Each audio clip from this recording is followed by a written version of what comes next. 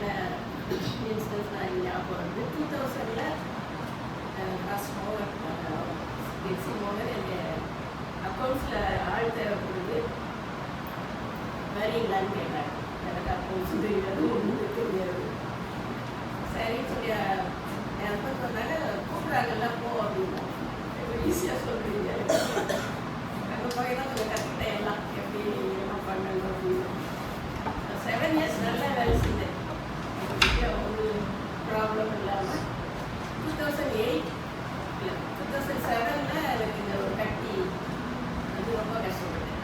அது என்ன கட்டின்னு தெரியல. முதல்ல நானும் அதை ரொம்ப எல்லாம் யோசிக்கலை. டாக்டர் ஆனந்த் மோசஸ்க்கு போனோம். பைரேனில் ஆசிட்ரேஷன் பண்ணணும். அது பண்ணால் அது சரியாக ரிசல்ட் சரியாக வரல. திருப்பி அப்போலோவில் போய் டெஸ்ட் எடுங்க அப்படின்னு சொல்லிட்டாரு.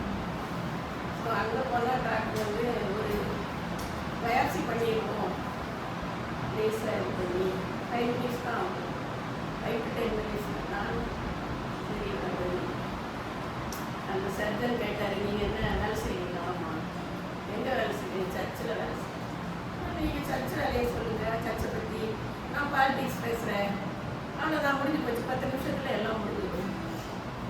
அப்போ பார்த்தா அவர் அனஸ்தீசியா போட்டு டேக் இது இன்ஃபெக்ஷன் எடுக்க முடியல. சுற்றிலும் நிற்கிறாங்க நர்சஸ்லாம். எனக்கு எல்லாம் தெரியுது. அவர் எடுக்க முடியல. அந்த நோட்ஸ் எடுக்க முடியல. லிங்க் நோட் திருப்பி அவர் அதுக்கு இது கொடுக்குற அந்த லைன் போடுற மாதிரி தெரியுது. கிளாக் இது மசி வெளியே தான் உட்காந்துருந்தா. டாக்டர் ராஜன் வந்திருக்காங்க. இந்த மசி இங்கே உட்காந்துருக்கேன். மம்மி உள்ளே இருக்கிறாங்க. அந்த மாதிரி பயாப்சிக்கு போயிருக்காங்க. அவர் உள்ள வந்து அந்த சர்ஜன்ட்ட பேசி, இஸ் மை ஒய்ஃப்ஸ் ஃப்ரெண்டு. இல்லை டாக்டர் இது முடிஞ்சிடுச்சு, ஆல்மோஸ்ட் ஃபினிஷ். கடைசியில் இப்போ டேப் போட்டு நோடு எடுக்க முடிஞ்சது சாம்பிள். அப்புறம் அது டெஸ்ட்டுக்கு போய் காசு பேசுறது. இப்போ தான் 2 தடவையும் போய் எனக்கு ரிப்போர்ட் வாங்கிட்டு வந்தான். ராஜனுக்கு ஃபோன் பண்ணோம். ஒன்றும் இல்லை, சாதாரண பயப்படுறது மாதிரி ஒன்றும் இல்லை. அதுக்கு பிறகு கொஞ்ச நாள் நல்லா ஓடிச்சு. 2000 கொரோனா எப்போது 20ல் 2 பேருக்கும் கொரோனா. 2 பேரும் முதல்ல அவங்களுக்கு தான் ஃபீவர் வந்தது. நான் கொஞ்சம் கூட கொரோனான்னு நினைக்கல.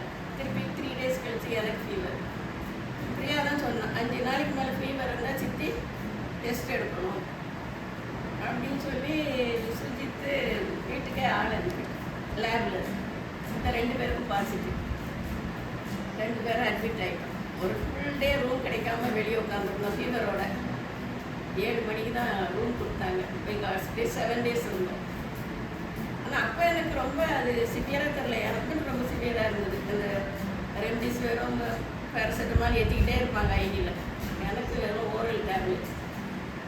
வெளியே வந்துட்டு இந்த டிவியெல்லாம் பார்க்கும்போது தான் கடவுள் எவ்வளோ அற்புதமாக நம்மளுக்கு உயிரை காப்பாற்றி கொடுத்துருக்காரு. இது இவ்வளோ சீரியஸாக நான் நினைக்கவே இல்லை.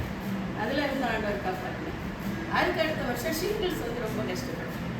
அக்கி தலையில் வந்து ஈவன் தான் ஸ்லைட் பெயின் ரொம்ப கஷ்டப்பட்டேன். இந்த இப்போ அவங்க சொல்கிற மாதிரி இந்த சூசைட் பண்ணிக்கலாங்கிறது சொன்னீங்களா, அந்த மாதிரி தான் பெயின். அப்படியே கண்ணீராக வரும். அப்போ கண்ணிலேருந்து ஆரம்பிச்சு இங்கே வரைக்கும்.